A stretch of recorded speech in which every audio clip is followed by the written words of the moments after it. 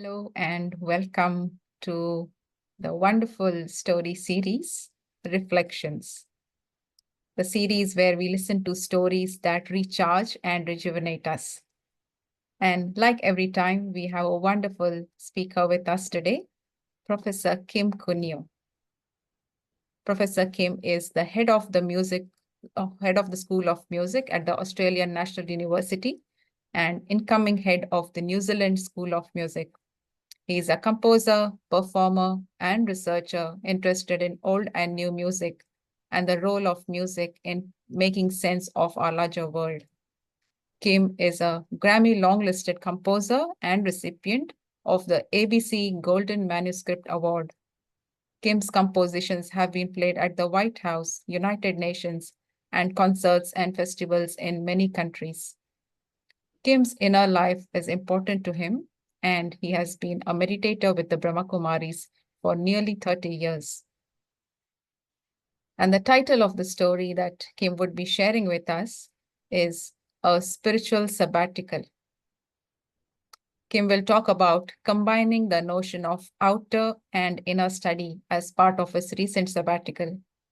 This will be a chance to hear some of his musical project work that has been come together, as well as meditate on our own inner journey. We ask and answer the question, what is worldly ambition without a spiritual ambition? Sounds very interesting, and a very, very hearty welcome to the program, Professor Kim. And we look forward to hearing about what happened when you went on a sabbatical, and please share your wisdom and insights with us today. Very happy to have you on the program, and it's over to you to share your story. Thank you, Lata, for such a wonderful introduction. And I wanted to start by welcoming everyone who's tuned in for today's episode. It's such a joy to be with you, partly because all of us, really, we are fellow travelers on this great journey. And what is the journey? For me, it's the journey of the soul in a body to see what happens in the wonder of life. It's almost, after such a great introduction, I could almost stop and say, that's enough. Because what Sister Lata said to us in the introduction was, what is the outer journey without the inner journey? And so I want to start by thinking about that. And excuse me, I'm going to just clear my throat. At some point in our life, we seem to become deeply self-aware, and it's a beautiful moment. And I would like to ask us to start by thinking about that moment. What is the first time as we grew up into adulthood that we really became aware that I am not this growing person, I am not my desires, I am not my intelligence, I am not the sport I'm good at, I am not the good child, I am not the good person, I am something deeper. Take a second to think about that moment where we first wanted to identify with our deeper or true self. Now, I'm not at all remarkable. This happened to me in my 18th year. I started to have a series of dreams, and I wanted to know who I was in this world. And it really made my life, being a young adult, to be thinking about who I was in a deeper sense. It took me some years to find the Brahma Kumaris, but even before I found the Brahma Kumaris, I knew I was, for want of a better term, a seeker. And then if I cut a number of years, I was working with what I think is a very elegant system of knowledge to think of myself not as this body. And I don't want to think of myself as this body because, unfortunately, it's slowly falling apart. Every day, it's getting a little bit less good at everything it does, despite any good food I eat or good sleep or meditation or exercise. It is subject to the law of degradation that the whole universe is subjected to. Everything that is new becomes old, and we can't really do anything about that. But thinking about myself as a deeper being, as an eternal being, as a being that inhabits this body, because it is a beautiful, wonderful adventure to have, has made this life much easier for me.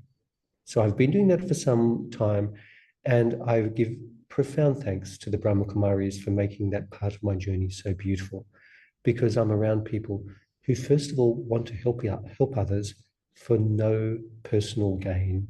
Isn't that a beautiful thought? And if I was to sum up all my experiences with the Brahma Kumaris, it's meeting people as equals, because this notion of the consciousness of the soul means that Sister Lata, who's introduced me today, does not think she's any better than me. I do not think I'm any better than you, because in our fundamental state, we are literally the same, a point of indistinguishable, beautiful, pure light. That's a nice thought, isn't it, to go on? So today's topic is about a notion of a spiritual sabbatical. And I wanted to talk about my sabbatical a little bit, but I also wanted to make it clear that sometimes we have these times in our lives where a little gap opens up, and they can be scary, especially for those of us who are still householders. You know, we have a job, we have a family, we have bills, we might have a mortgage, we have to buy food, we have to clean the car, all of these things. And when a gap comes along, it can be a little bit scary, because particularly if it's a gap where we may not be earning money, very quickly we can feel that we might become someone, instead of giving charity, we might need to be the recipient of charity, or the acts of care that we love for family and friends we cannot do for others. So there's a lot that can come up, and it can be a little bit of a shadow of this notion of a sabbatical. But at the same time, I think whenever we get this time that maybe our outer world becomes less important or less telling, it's very important for the journey of the soul. And I think part of really what is the great drama. It's like we're born into the most incredible Technicolor virtual reality million-part series in ultra high definition with immersive audio. All of us are born into this incredible TV program, and there's a new episode every day. It's incredible, isn't it? And occasionally when the episode diverges from what we think is the main script, we can get a little bit scared. But that's often when the TV program becomes the most interesting. And I would love to give you a musical example of this. Often we love to listen to music, and I certainly as a musician love listening to music. But if the music is always the same, maybe we become a little bit bored. If it's just sweet, sweet, sweet, sweet, sweet, slow, slow, slow, still, still, still, eventually we go, where's the mountain? Where's the water? You know, where's the air? Where's this feeling of the elements or the journey that all of us are on? And so what I think a sabbatical about is stopping our life becoming bland or too repetitious, and enabling the deeper sense of who we are, this soul consciousness, to come back into the body and to further examine, what am I doing in this world? Am I happy with what I'm doing in this world? Can I be of greater service to myself and others? Am I harming myself? Am I harming others in my daily life? Are my desires as I would like them to be? Are they holistic? Are they spiritual? Are they based on what I would like to be remembered for? So these are the things, to me, dear friends, that a spiritual sabbatical is about. Now, I've been lucky because I've been able to combine my spiritual sabbatical with a sabbatical from my university, which is the chance to do my research work. And when you work in a university, they have an old saying, publish or perish. Now, because I am imperishable, I'm a soul, maybe I'm not quite so worried about this, but it can be a bit worried. You have to come up with outcomes. So what I was trying to find was a way that my love of a spiritual life could also intersect with my love of doing what I would like to think is research that can benefit those of us and the state of our world, which has been better, as we would know. So for my university research, I was able to do a few things. One was to return to my favorite country in the world, which is India, and to be a part of, the life of Indians, and to see how this affects me. And I've been able to do some setting of some Indian texts. Part of it was actually resetting part of the Bhagavad Gita, chapter 9 of the Gita, with the soprano Heather Lee, who I've worked with for many years. And we transcribed some of a very beautiful performance given by the Nightingale of India, Lata Mangeshkar, in the year 1970, and then did a new recording and performances for a Sanskrit conference here in India. It was a really beautiful experience for us, because Lata Mangeshkar literally has the voice of an angel in a body, and it inspired us to think, how can we make our music more beautiful? So that's the sort of thing that happens on a spiritual sabbatical.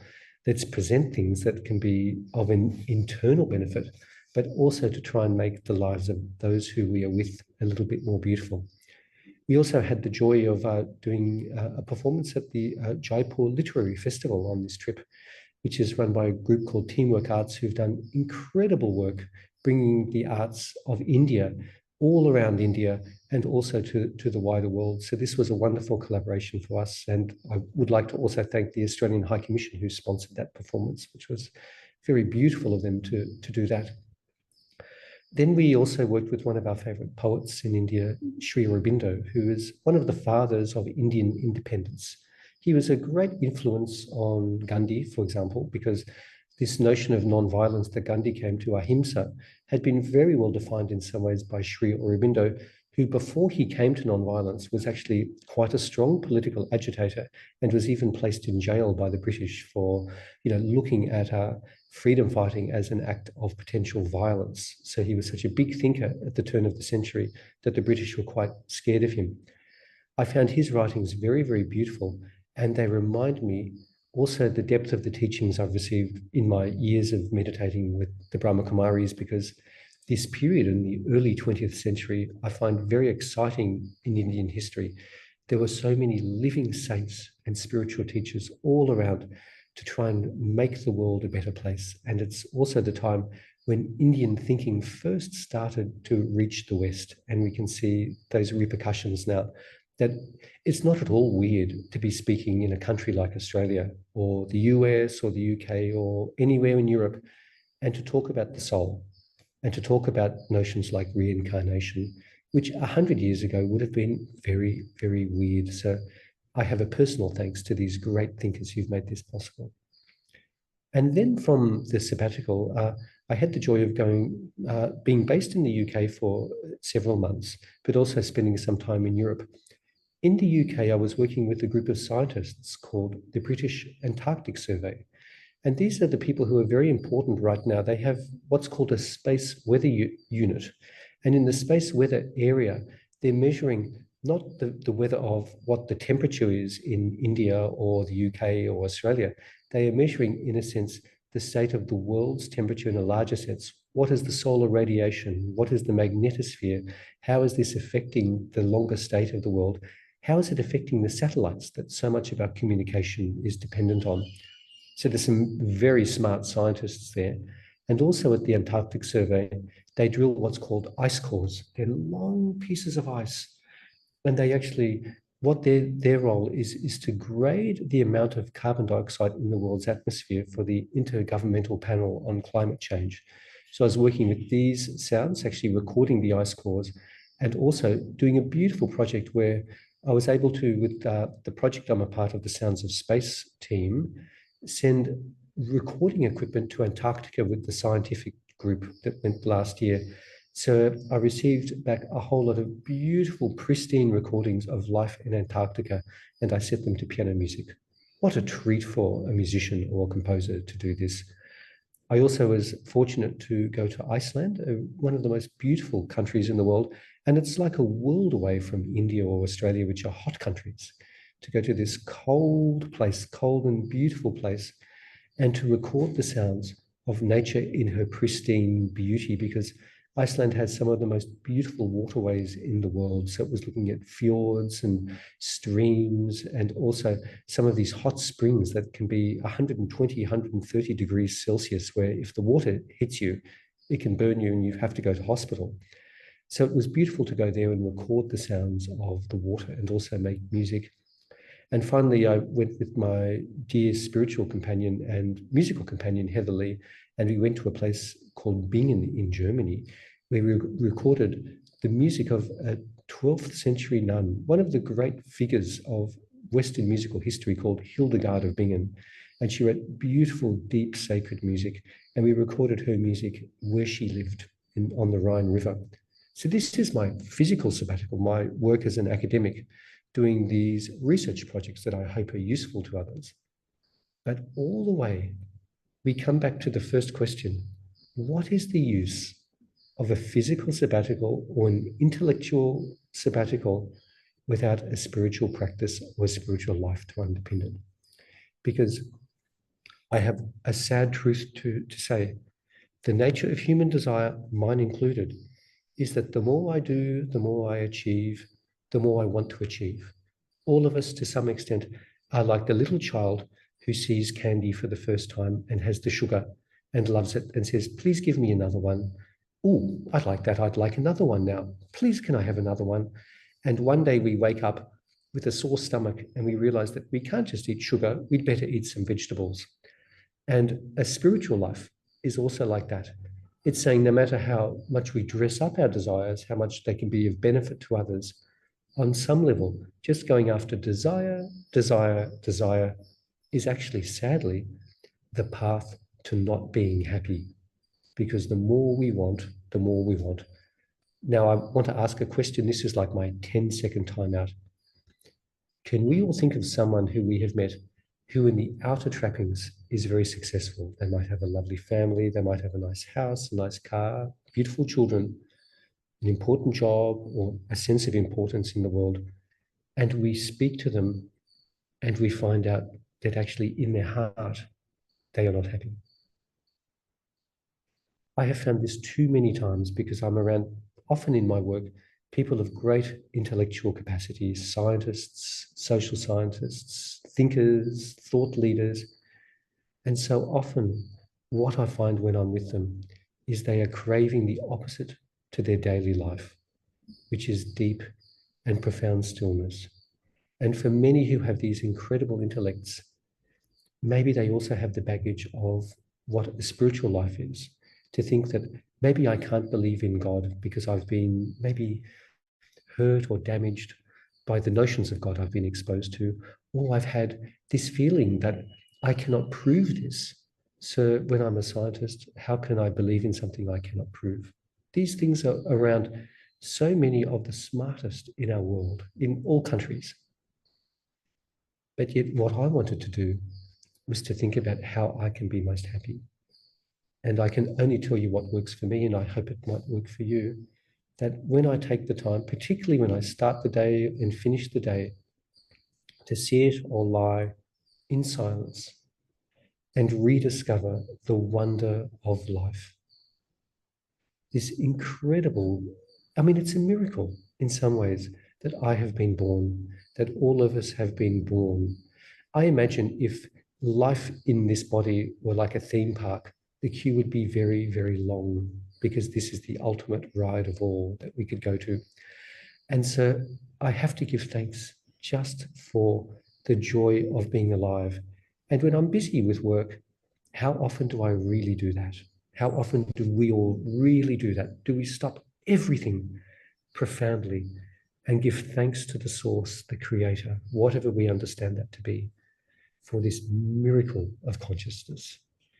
The second thing I'd like to say, and this is probably the most important to me, is how do I renew myself as a person, as a soul, as a being of light, as my aspiration is, as I go about my spiritual sabbatical. And there were certain things that to me work really well. One is to think, how can I make my life simpler? How can I go to bed at a good time, get my 8 hours of sleep, get up earlier than I might otherwise get up, do my meditation practice, think about reading spiritual texts, which can be very good, particularly early in the morning. I'm not saying we all have to do it, but it certainly works for me. And where possible, joining spiritual gatherings, to be around those people who inspire me. And also, there's something that I would like to say about my time with the Brahma Kumaris that I do find really inspiring. I have meditated with people sometimes for 20 years, and we have not talked about what we do for a living. What we are is this embodied self, and we share this experience together as soul consciousness, rather than, look at me, I'm impressive. Now, if it comes up, of course, we have interest in each other, but we are not meeting each other as people of ambition. We are meeting each other as people of stillness and spiritual belief. So that's the second part for me, is how do I do these things that I know are good for me? And the third one is how do I actually put what I would call is some spirituality into my account? In other words, personally, I have a belief in the law of karma, and I know this can be hard for some people to think about. So if you have some difficulty thinking about it, go to a center and talk to some of the great sisters and brothers about karma, because it's something that we can define ourselves over our lifetime. It doesn't have to be a rigid, literalistic thing, but in its heart, it's the idea that everything I put out has to have a consequence. It's like the laws of thermodynamics as devised by Newton. For every action, there is an equal and opposite reaction, whether I like it or not. If I put dynamite into the bridge will blow up. If I build the bridge will stand for a while. You know, these are the laws of the physical universe, and to some extent, they are the laws of the spiritual universe. And so how do I put that, an account of goodness, into my bank account of spirituality? And that's been the last part of my thing. And this is the joy of not working so much in the world. I don't know if you all find this, but when we work, so often we take the little ant and we turn the ant into a monster. Really, in our true life, it doesn't really matter that this person ignored us slightly, or they say something bad about us under their breath or something, or that this person doesn't give me the respect that I feel that I possibly deserve. In the end, at the end of our lives, will this matter? And the answer is usually no. What we will ask ourselves is, have I been kind? Have I helped others?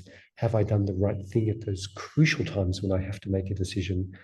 And so putting spirituality into my bank account of daily life is vital, because when I get my next test in life, I've got something deep and profound to draw on. So friends, this is my experience of a spiritual sabbatical. I hope it's been of some use to you. I also hope I haven't spoken too fast, because when I get joyous, and I'm a little bit joyous right now, I sometimes speak a little bit too fast. So with that thought, it might be a good time to do two things, which I'm really looking forward to. One is to have some stillness together, and the other one is to think about if there are any questions that might be of help. So thank you again for listening, and we'll continue the next part of this in just a second. Thank you for that beautiful sharing. And as I was listening to the story, it was like I was listening to a musical concert or something. Like, it felt so sweet, and I was like drawn into the words and the story that you were sharing. So your sharing and the words itself are music, I suppose, not just that you're a great performer, but yeah, the way you share also is very musical. So yeah, that was wonderful to hear. If I could just ask one question, you shared about having a spiritual sabbatical and a physical sabbatical, but there may be people out in the world who may not or can't afford to have a physical sabbatical due to whatever reasons, so they have to keep going. In spite of that, what would you say, any tips that you would recommend for them to have a spiritual sabbatical while not having a physical sabbatical? Is that possible? And if so, anything that you can share? This is such a beautiful question. It's a pleasure to answer it, because I think this is one of the reasons why I'm very drawn to the Brahma Kumaris, because to go along and do one of the courses in meditation or positive thinking, I'm a huge fan of the positive thinking courses that the Brahma Kumaris run, because they enable us to reprogram how we think and how we interact with others. Or to go along for a retreat. In so many countries now, there's retreat centers. And the amazing thing about the Brahma Kumaris, I find, is that everything is offered for free. You know, like, I am so happy to be involved in an organization where I can be part of what we might call the spiritual gift economy. That rather than thinking I need to be given money, and in the end, what is money? You know, money is just a currency that enables us to do more good deeds in the world. But to circumnavigate, to move around that and have something more subtle. So I would say the first thing is, have a sense of finding your group. A spiritual sabbatical is all about finding the people you would like to spend time with. And in one morning, that experience can be deep and profound. I think we've all had that experience. You know, when we meet someone who's truly living a spiritual life and we get close to them, it's like there's like a process of osmosis. And, it's like our spiritual skin is so thin, even our physical skin is so thin, but it's like the vibrations of someone who's leading a deep and profound spiritual life cannot fail to come to us. Now, that doesn't have to be a Brahma Kumari. There are lots of people, non-Brahma Kumaris, who are leading a beautiful, clean, pure, wonderful life. The only thing is, I find, is if you want to find a whole bunch of them in one room at the same time, go along to a Brahma Kumari center, because you can go to a Brahma Kumari center anywhere in the world and you find people who share this same vibration. So that's my quick answer. Go along to a center, meet the people, particularly the sisters who run the centers, who have devoted their lives to selfless service in an organization that is run by women, where the guys like me have to say, for the first time in human history, in many, or at least for thousands of years, women have to have the final say, because women hold deeper spirituality.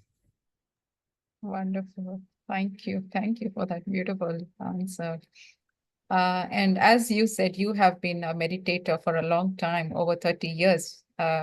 So can we request you to share that experience through a commentary with our viewers today, so they can also have a little meditation experience? I would love to, and I wanted to say, first of all, thank you to you for hosting me so beautiful, and to everyone at the Brahma Kumaris for organizing this beautiful event. I'm going to ask all of us now to sit in a nice straight position. It's easy to forget the body when we meditate, but really looking after the body is so good. So sitting with a straight back, if we can, feet on the floor, or if you are able, you can even put your feet in cross-legged position. Breathe in. Let us remember we are nothing in this body without breath. Let's breathe in pure air. Breathing out pure air. Breathing in, breathing out.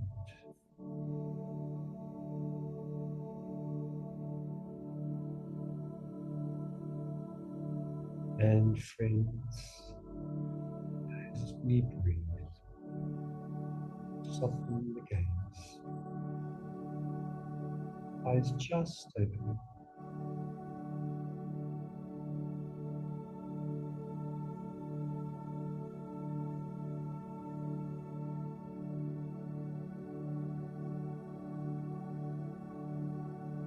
We're going to breathe in beautiful white light coming into the top of our head, our crown, moving down slowly all the way through the head and the forehead, the third eye, ears, the rest of the face, the chin, the neck, and the back of the neck, the shoulders, moving down the spinal cord and the back, the front of the body, the chest, the stomach, right arm, moving down all the way to the fingers, the tips of the fingers, left arm all the way to the tips of the fingers, down through the core of the body, the pelvis, down both legs slowly at the same time. We fill with the white light forgiveness. And having coated ourselves with it, we allow it to gently clean our aura, our inner self.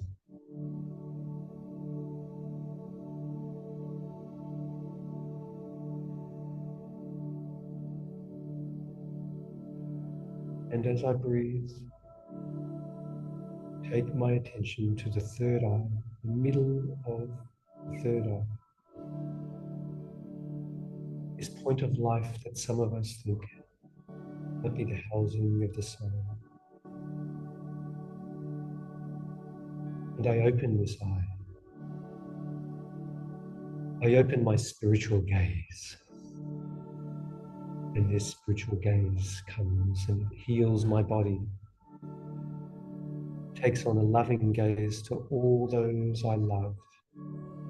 I send them love in a millisecond because this is the power of the soul. I send all those who I don't know yet love in a millisecond.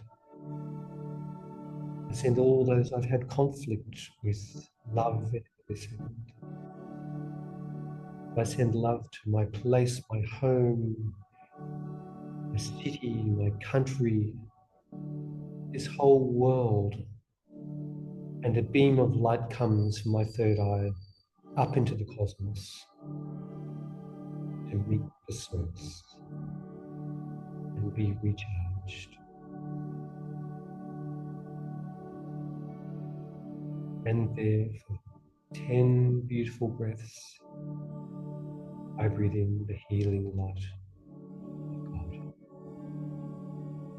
Breathing in, breathing out, breathing in and out,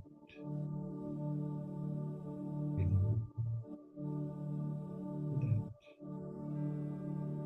breathing in, breathing in.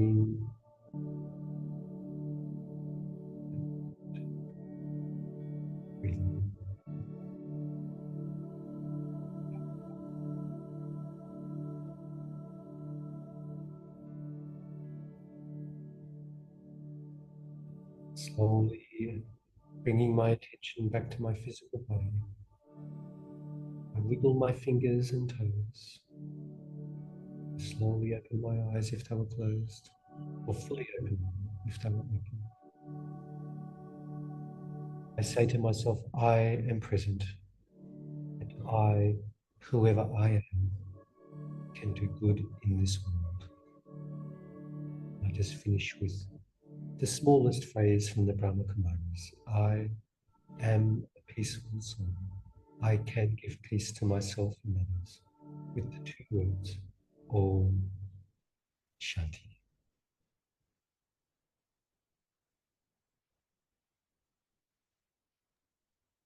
Thank you very, very much.